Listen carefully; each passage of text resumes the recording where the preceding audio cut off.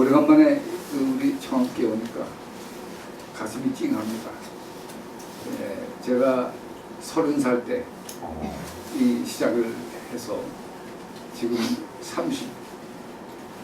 6년이 지나갔는데 그동안에 이렇게 계속해서 청학교회가 명맥을 유지하고 계속해서 우리 주님 주신 사명을 다하기 위해서 애쓰는 모습을 보니까 대견하기도 하고 또 이렇게 쓸쓸하게 보니까 또 마음이 또 아프기도 하고 그렇습니다.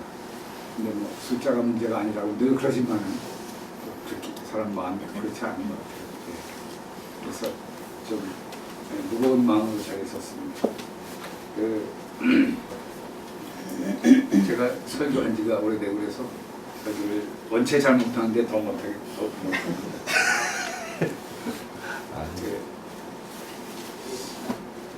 우리 교회 그 목사님께서 우리 교회에 처음 시작할 때 얘기나 좀 하고 그랬더니 기억을 좀 더듬으면 좋겠다. 이렇게 부담을 안 주시려고 이렇게 말씀해 주셔서 그대로 또 믿고 우리 교회를 한번 출발할 때 한번 돌아보겠습니다. 우리 김수근 집사님 처음부터 같이 했는데 이렇게 같이 뵈니까 너무 존경스럽고 30여 년 동안을 한 교회를 이렇게 섬긴다는 게 쉬운 일이 아닌데 또 집도 요 근처도 아닌데 너무 존경스럽고 감사합니다.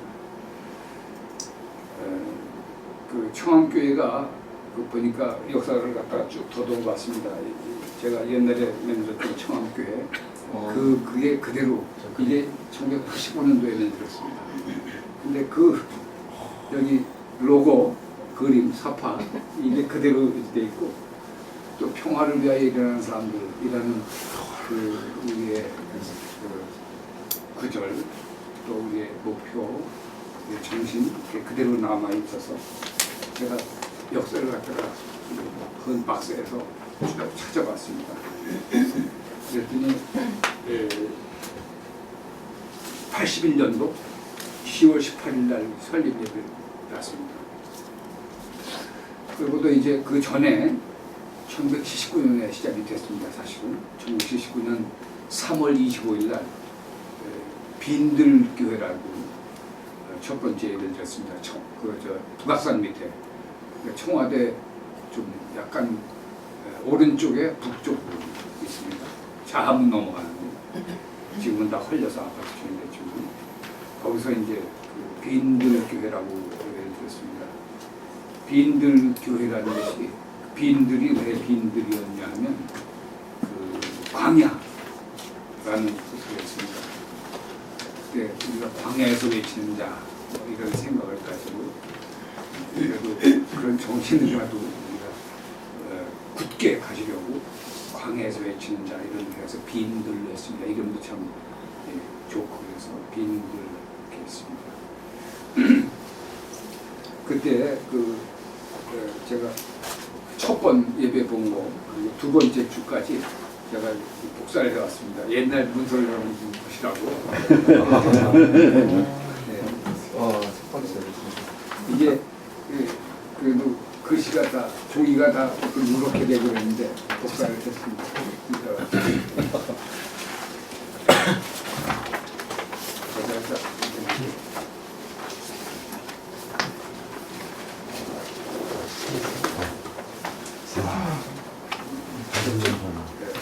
가리방으로 쓰시는 거? 가리방이 아니고 그냥 손으로 써가지고 이제 복사를 했습니다. 등사기로요? 예, 이거 그 글씨는 우리 집사람이 저는 다스림 학교에 집사람이 있었고 그때 당시에 3월 25일 날 오전 11시에 이 그냥 창립 이름도 같이 짓기 위해서 빈들교회 그냥 같이 그렇게 해놓고 첫 번째 예배입니다. 그리고 첫째는 그냥 이 한 장으로 하고 그 다음에는 이제 두 번째부터는 예배 전 영상도 싣고 예배 순서 그리고 교회 소식 지난주 설교 요약 이렇게 해가지고 요약을 했어요. 끊임없이 이게 이제 전통이 돼가지고 계속해서 이제 이걸 한 5, 6년 동안 6년 동안 계속됐습니다.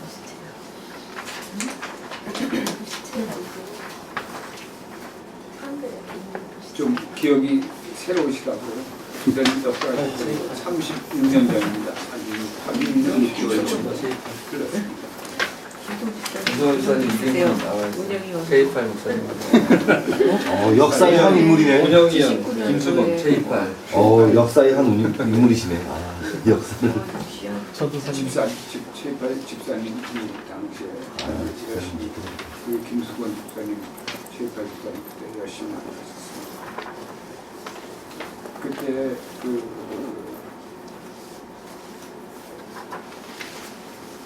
이제 청암교회가 되면서 광야에서 외치는 자 비밀교회가 청암교회로 바뀌면서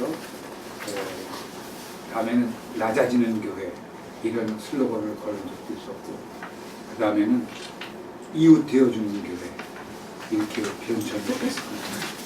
그러다가 1985년에 이 책자를 만들고 그때 여기 보니까 교우들이 한 50명 되더라고요. 운영대에 나와 있는 이렇게 멀리서 왔습니다. 뭐 대전에서도 오고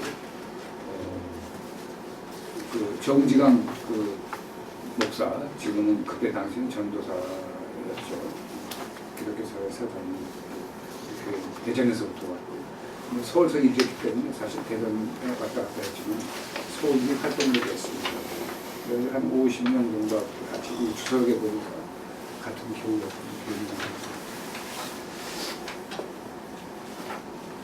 그러면서 그때 어떻게든지 우리가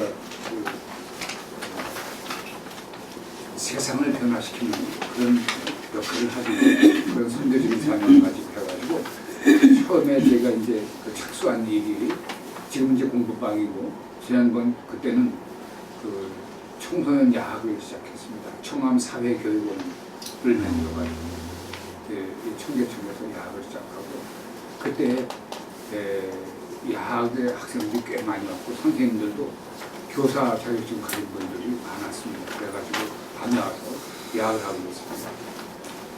그때 그 야학을 할 때 그 야학이 그 당시에는 그 운동의 어떤 그 플랫폼이라고 할까 근거지였습니다. 그래가지고 그 야학이 상당히 그 야학 안에서도 노선이 좀 있었어요. 야학을 의식화시키는 노동자들 의식화시키는 그런 걸로 만들 거냐 아니면 공부를 가르쳐서 학교 진학하게 만들 거냐 이런 갈등이 있었습니다. 하여튼 우리 치열했습니다. 치열하게 얘기하고 토론하고 그랬습니다.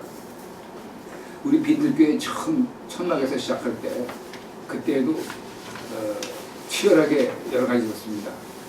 그때 야학하는 분들이 와가지고 사회운동하는 분들이 그때 이제 그 서울보험교회에 나왔던 청년들이었는데 거기 와가지고 있었는데 저하고 어렸을 때부터 자란 기독교 교회에서 자란 문화하고 좀 다른 게 많았었어요.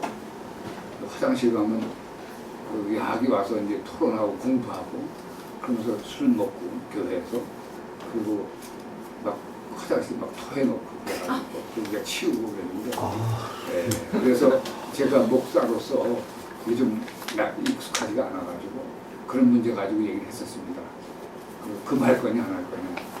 그런데 아주 딱 반을 나눴습니다.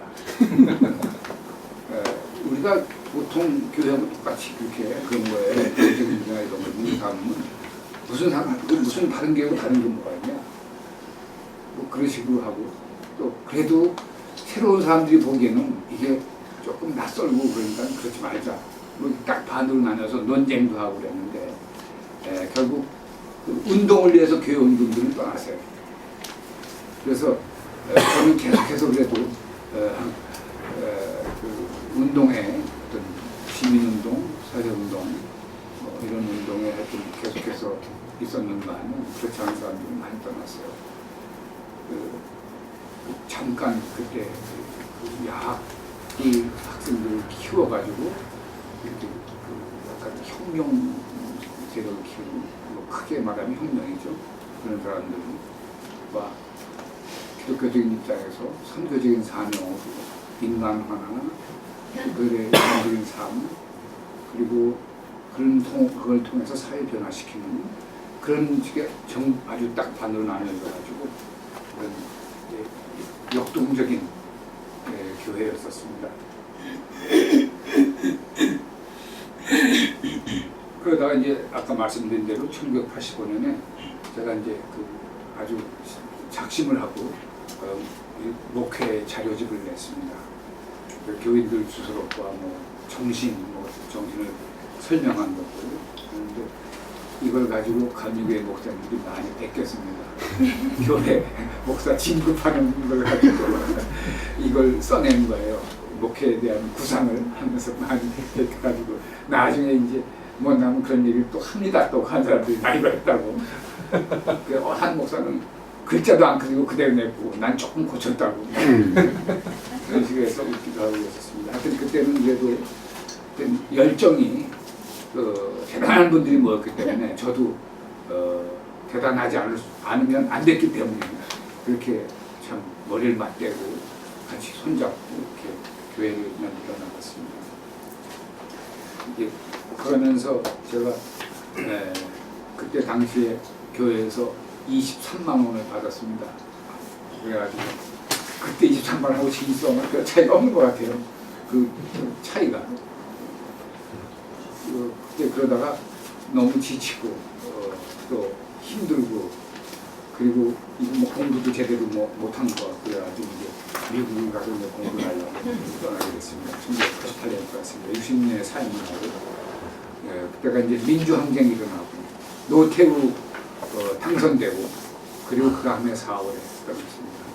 그래서 그때 아주 그때나 지금이나 다시는 비슷한데 아주 절망적인 상황에서 떠나게 돼서 마음이 하여튼 나 혼자 잘 살아보자고 하여튼 떠났습니다.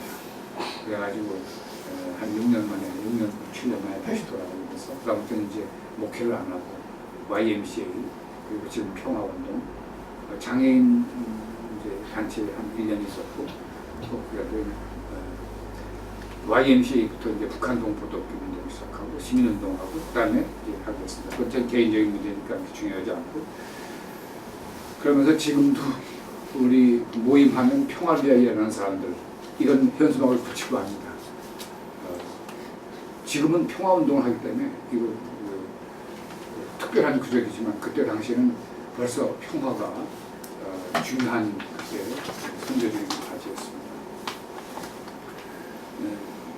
이제 저는 그렇게 하면서 그러면 이제 30년 만에 많이 세상도 바뀌고 그랬는데 그러면 우리가 오늘 우리의 사명은 뭘까? 우리는 어떻게 이 교회를 이루어가야 될까? 어떻게 교회를 만들어가야 될 건가? 무슨 일을 할 건가? 어떤 생각을 가질 건가? 이런 생각을 해보면서 오늘 좀 같이 좀 생각해 보려고 합니다. 사실 오늘 여기 오면서 좀 따뜻하고 밝고 그리고 훈한 그런 말씀을 드리고 싶었는데 번번이 그때마다 다 어려운 일들이 생기고 최근에는 독재하고 똑같이 거의 똑같은 돌아가는 그때 유신시대에 시작했는데 유신시대도 다시 돌아가는 것 같아요. 30년 만에 또 다시 돌아가는 것 같은 느낌을 갖고 왔습니다. 그래서 마음이 편치가 않습니다. 어떻게 우리 사회가 이렇게 독재로 퇴행해가고 있나 30년이 지났는데 발전한 게 없이 어떻게 이렇게 됐을까 그런 생각을 하면서 마음이 무겁게 왔습니다. 역시 또 이 사회와 우리가 유리되어 있지 않기 때문에 이 짐을 우리가 짊어지지 않습니다. 슬픕니다 사실. 도대체 교과서를 북한과 네팔 몇 군데밖에 몇 나라밖에 하지 않는 것을 한다든지 민생을 하면서 노동자들을 더 극단적으로 내모는 그런 법을 갖다 통과시키지 않으면 마치 민생을 생각하지 않는 것처럼 얘기를 하고 하여튼 이런 추악한 일들이 일어나고 독선적인 일들이 일어나는 그런 독재적인 국가가 다시 돼가지고 있는 것이 많이 아픕니다. 그래도 우리가 주님을 따르는 그리스도인으로서 소망을 가져야 되지 않겠는가. 그래서 오늘 제목을 I have a dream. 나에겐 꿈이 있어. 여기 우리에겐 바꿔야 되지 않겠나. 나에겐 꿈이 있다. 우리에겐 꿈이 있다. 이런 생각을 하게 됐습니다. 오늘 본문은 믿음은 바라는 것의 실상. 그리고 여기는 오늘 성경 이 표준 세 번역에 보니까 바탕이라고 되어 있거든요. 그래서 바라는 것, 꿈, 희망, 소망 이런 것이 오늘 말씀에 주의하고 볼 수 있습니다. 꿈입니다. 우리 세 가지 부류의 사람들이 있습니다.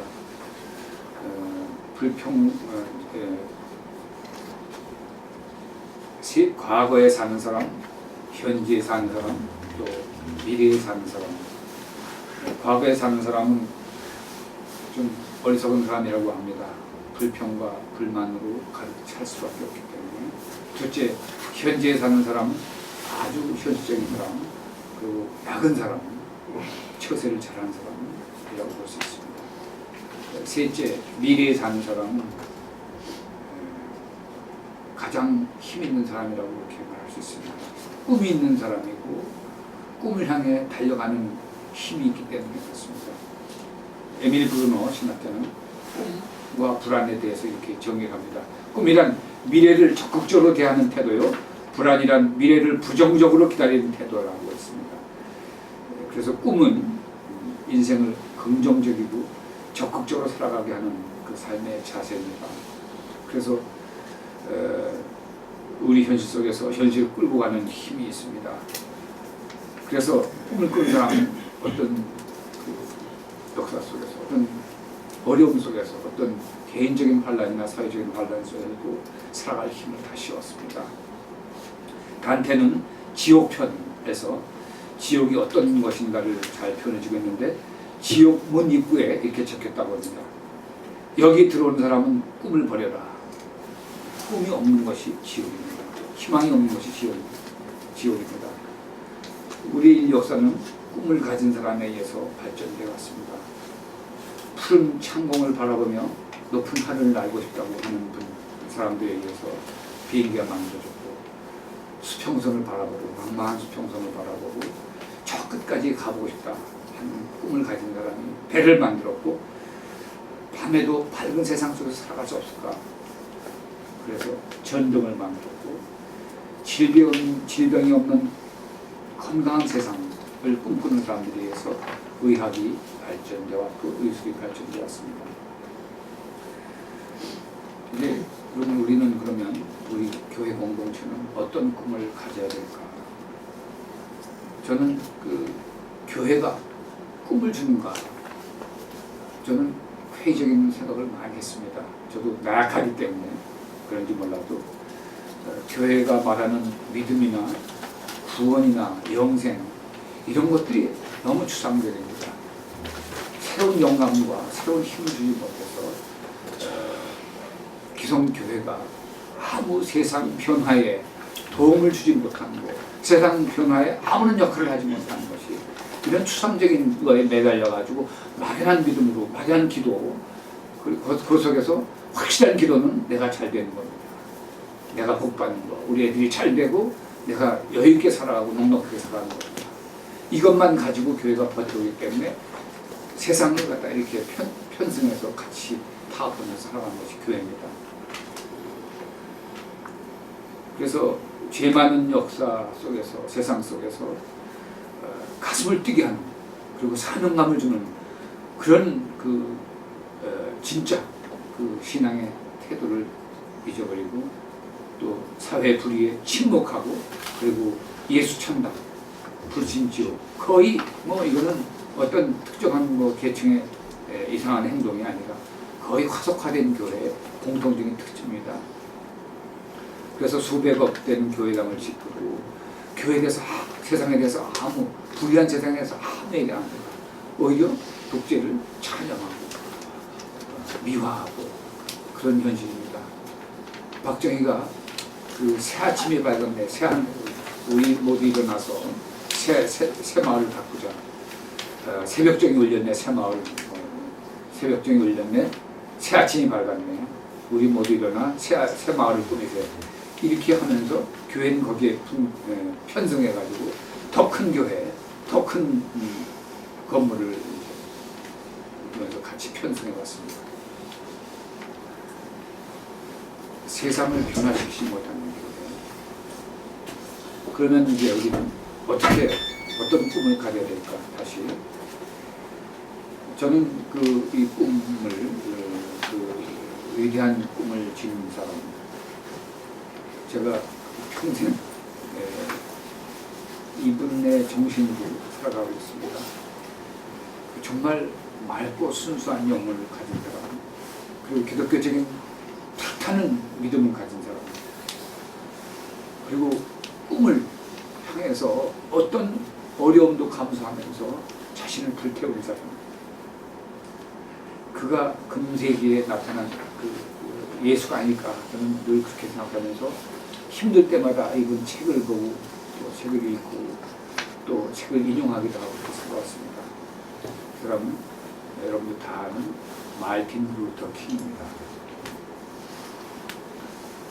여러분들 마르틴 루터 킹은 너무 잘 아시죠? I have a dream도 그 유명한 연설에서 왔습니다. 따오는 겁니다. 루터 킹 얘기를 조금 하죠. 여러분들 괜찮으시면. 마르틴 루터 킹은 여러분이 잘 아시는 대로 명문가에서 태어났습니다. 사실 노예의 아들이었지만 쭉 시간이 변하면서 사회적인 지위가 있고 목사의 아들이었고 그리고 예일 대학에서 박사학위를 받았고 그리고 상당한 엘리트였습니다. 근데 어느 날 이분이 민권운동, 그 불쌍한 흑인운동에 참여하게 된 그것은 몽고메리에서 일어난 작은 운동이었습니다. 몽고메리라는 도시는 남부의 초원입니다. 시골입니다. 차가 없으면 다닐 수 없는 곳. 근데 거기에 이제 흑인들은 버스를 타고 다닙니다. 버스에는 흑인이 앉을 자리는 뒤에 조금, 이거 거의 다 백인 좌석입니다. 그런데 어느 날 흑인 노인네가 다리를 쩔뚝거리고 거기 탔습니다. 근데 자리가 없어서 그 앞에 자리에 하나가 비어서 앉았습니다. 백인 자리였습니다. 그런데 그 다음 정거장에서 백인 청년이 탔습니다. 그 할머니한테 이 흑인 할망구야 니그로라는 거 니그로. 이렇게 약간 비하되는 그런 말이죠. 내 자리 때 내놔라. 내가 다리 아파서 좀 앉아가서 안 된다. 그건 내 자리다. 그러다가 계속 앉아있으니까 따귀를 때립니다. 그때부터 몽고머리에 그 소식이 전해지면서 민권운동이 일어나기 시작하고 그래가지고 흑인들이 그 목사들 이렇게 중심으로 해가지고 시위대 말하자면 대책위원회 같은 게 생기고 여기 투쟁으로 조직화된 투쟁도 이어집니다. 그래가지고 첫 번째 행동으로 보여준 게 버스 안 타기 운동입니다. 소위 그 유명한 몽고메리 버스 보이콧 무브먼트입니다. 이제 운동이 시발이 돼가지고 버스를 안 타고 다닙니다. 우리가 버스 안 타는 건 한 4-5km 정도, 5-6km 정도가 아닙니다. 수십 킬로 되는 거 갖다가 2시간, 3시간 갖다가 걷기 시작합니다. 처음에는 일부는 타고 어떻게 저걸 타나 했는데 너무 대세, 흐름이 너무 퍼져서 울분이 퍼져가지고 그게 더 점점 커지기 시작했습니다. 그리고 흑인 민권을 위한 운동이 시작됩니다. 그때 이제 큰 집회가 열렸는데 마르틴 루터 킹이 초대를 받습니다. 강사로. 그래가지고 강사로 초대받아서 어느 집에 머무르게 됐는데 그 머무른 날 백인들 여러분들 큐클럭스 클랜이라고 알죠? KK다. 예. 인종차별주의자죠. 인종 혐오주의자들, 타인종, 유색인종 혐오주의자들입니다. 그 사람들은 흑인들을 죽이고 그리고 거기서 불을 태워버리고 거기서 사진을 찍고 그런 잔인한 사람들입니다. 그런 지금도 유럽에도 그렇고 그런 아직도 그런 네오나치 있습니다. 예. 거기서 설교를 하러 갔는데 그런데 강연이죠. 예배가 아닙니까? 그런데 그날 밤에 그 전화가 걸립니다. 이 흑인 새끼 빨리 꺼져라. 이런 식으로 그런 식으로 협박하면서 폭탄도 터뜨리고 했습니다. 이 사람은 떨렸습니다. 그런 걸 보지 경험 못하다가 그래가지고 새벽에 잠이 깨가지고 떨렸습니다. 여러분들 그 협박받는 거가 여러분 경험 못 해봤지만 그 퇴판 터지고 경찰들 앞에 가면 겁납니다. 그럴 때 기도합니다. 커피를 마시려고 커피에다 기도를 합니다.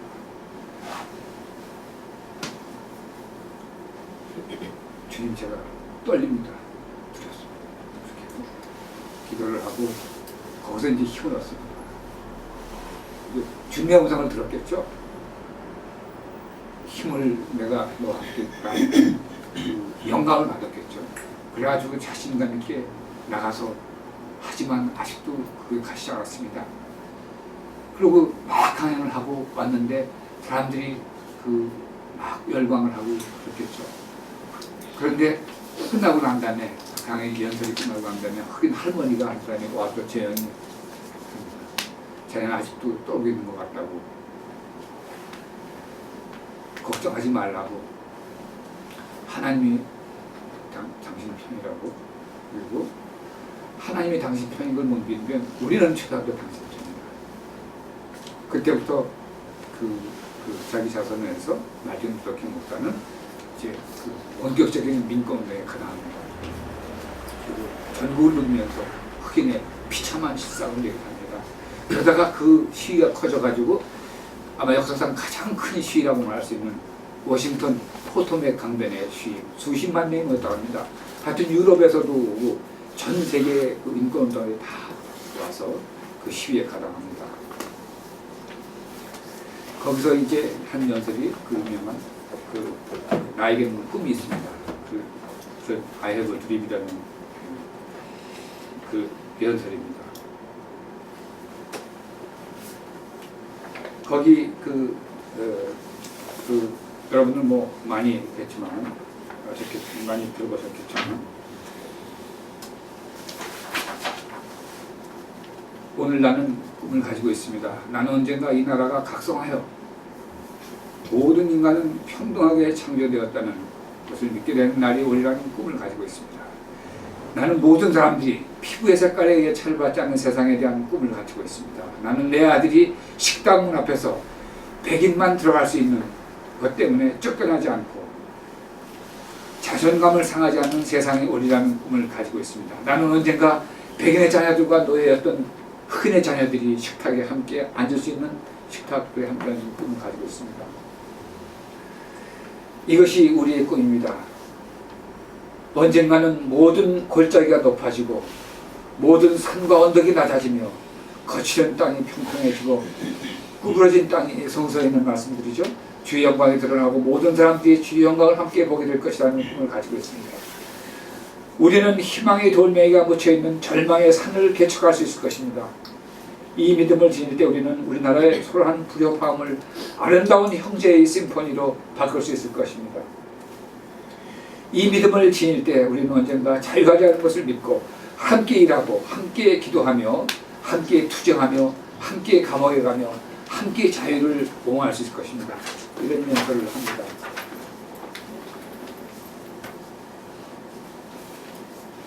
요즘 저는 이 마틴 루터 킹의 이런 연설을 다시 보면서 우리 영성이라는 말을 많이 합니다. 우리 진보건 또 보수건 어떤 신앙을 가지고 있던 영성에 대해서 많이 얘기합니다. 그 영성이라는 것이 뭘까? 우리가 어떻게 영성을 찾을 수 있을까?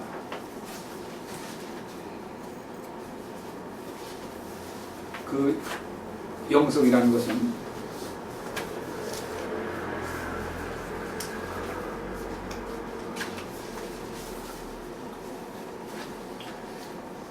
모든 사람들이 최근에 관심이 많습니다. 그 영성을 회복하자, 영성 운동, 영성 찾기 운동. 그래서 그 영성을 통해서 우리의 그 아주 지치고 각박해지고 경쟁사회에서 찌든 그런 몸과 마음을 치유하려고 합니다. 그래서 정신수련의 도구로 사용되기도 합니다. 그래서 때로는 영성이 유행이 되고 또 상품화되기도 합니다. 그러나 그 영성이라는 것이 과연 세상을 떠나서 되는 일일까? 저는 우리 인간과의 관계를 떠난 영성이라는 것은 그런 이기적인 안주로 도피를 나오고 생각합니다. 세상과 소통이 없는 영성이라는 것은 책임 없는 도피에 불과합니다. 영성 두 가지, 밖의 모순과 싸우고 내 자신과 싸우고 하는 이 두 가지가 함께 싸우는 과정이 영성 훈련이라고 생각합니다.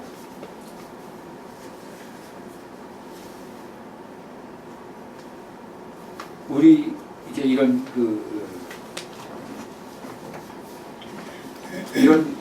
신념을 가지고 한번 생각해 봅니다.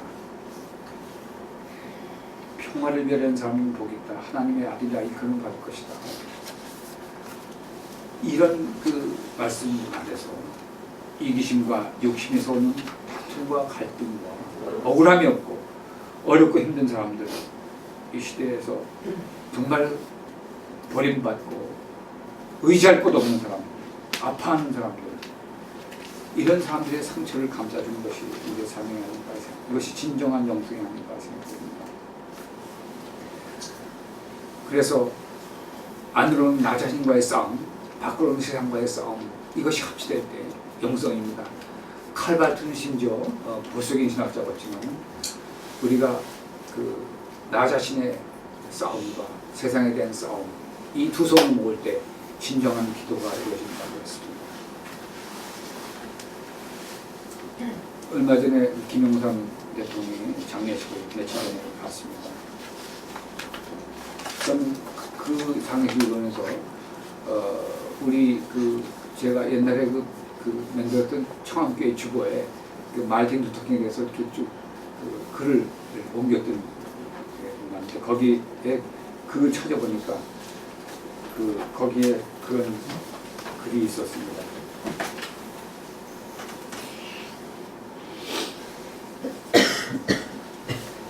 살아있을 때 여러분 중에 내가 죽는 날 여기 있게 되거든 내가 성대한 장례식을 원치 않는다는 것을 알아주십시오. 그리고 장례식을 집례하는 사람은 너무 길게 하지 말아주시길 부탁드립니다.